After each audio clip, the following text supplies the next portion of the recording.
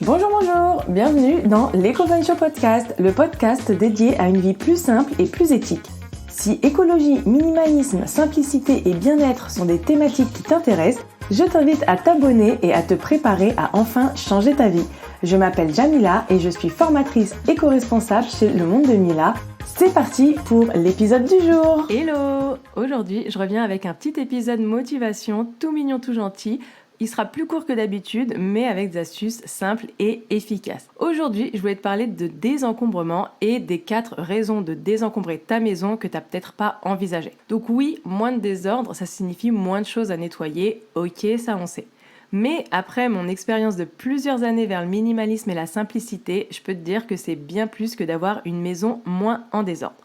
Donc c'est parti. Le premier avantage, c'est que le désencombrement, ça peut être une forme de guérison ou de soin personnel. Je sais que tout le monde est différent, mais l'une des raisons cachées derrière une grande partie de mon matérialisme, c'était un besoin profond d'appartenance. À 20 ans, j'étais clairement une véritable accro du shopping avec plus de 100 paires de chaussures et un dressing de malade, en mode Blair Waldorf, mais sans le budget si tu veux l'image. J'avais vraiment toutes les bonnes choses, mais au fond, je me sentais toujours pas à ma place. Puis j'ai découvert le désencombrement.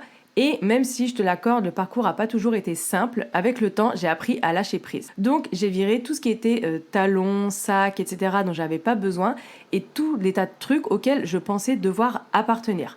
Et lorsque mes affaires sortaient, tout ce dont je pensais avoir besoin, j'ai accepté et j'ai appris que j'avais pas besoin de m'habiller avec les vêtements les plus cool et les plus branchés pour m'intégrer. À la place de ça, en fait, je pouvais clairement être moi-même dans ma perfection brute et imparfaite. Et je pouvais m'aimer sans les choses dont je pensais avoir besoin. C'était en fait prendre soin de moi à un tout autre niveau et c'est quelque chose que je recommande vraiment à tout le monde. Le deuxième avantage, c'est que le désencombrement, ça laisse place à l'inattendu. Je te l'ai dit dans un autre épisode, mais en fait, avant d'être dans l'appartement où je suis actuellement, j'habitais dans un studio de 30 mètres carrés. Tous les rangements, ils étaient à pleine capacité. Mon appart était plein de choses, mon emploi du temps était surchargé et mon esprit y débordait dans tous les sens. Personnellement, le désordre visuellement, ça m'embrouille l'esprit. En désencombrant, j'ai créé un espace vraiment indispensable et je pouvais enfin m'asseoir et réfléchir à ce que je voulais. Sans le stress du désordre, je pouvais faire des plans et avoir plus de place, découvrir de nouvelles choses. L'avantage numéro 3, c'est que le désencombrement, il réduit ta charge mentale. En gros, le désordre, c'est un peu rien d'autre que des décisions que tu as reportées.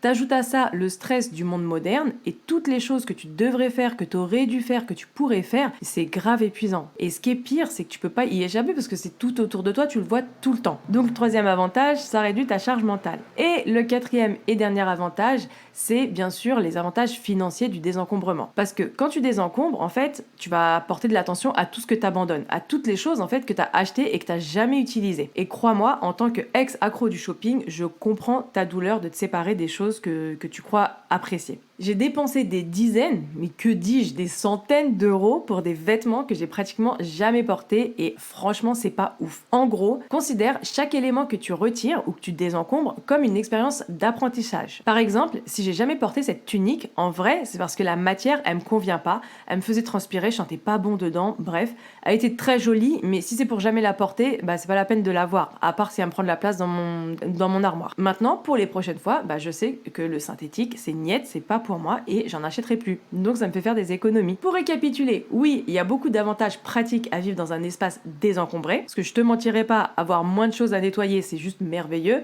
mais c'est bien plus que ça. Si je devais choisir, je dirais que c'est les bienfaits pour ma santé mentale qui me permettent vraiment de continuer dans cet esprit. Avoir un esprit plus détendu et assumer ma valeur personnelle, ça a vraiment pas de prix. En fait, même si je devais mettre un prix, économiser des centaines d'euros parce que j'ai complètement changé mes habitudes d'achat, ce serait l'un des plus grands avantages. Voilà, c'était mon petit partage de conseils du jour. J'espère qu'il t'a plu et je te dis à la semaine prochaine pour un nouvel épisode. C'est tout pour aujourd'hui. Un grand merci à toi d'avoir écouté cet épisode jusqu'à la fin.